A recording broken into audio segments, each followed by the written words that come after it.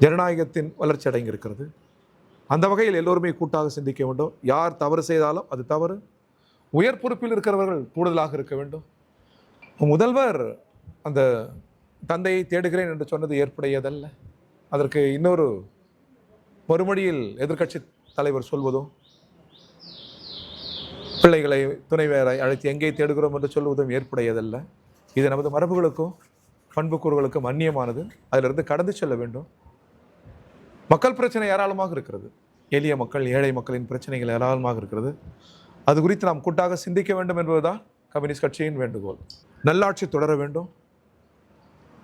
மதச்சார்பின்மையில் மிக உறுதியாக இருக்க வேண்டும். உழைக்கும் மக்கள், ஏழை மக்கள் தமிழக நலனில் மிக உறுதியாக இருக்கிறவரை எங்கள் ஆதரவும் தொடரும்.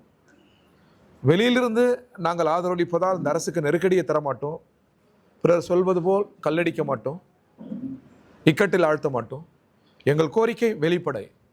அந்த கோரிக்கையின்பால் நாங்கள் நிற்போம். எப்பொழுதுமே விவசாயிகள், தொழிலாளர்கள், எளிய மக்கள், ஒடுக்கப்பட்ட மக்கள், இங்கே இருந்து எங்கள் குரல் எழுப்புவோம். அரசுக்கு அளித்த ஆதரவு ஜனநாயகத்திற்கானது.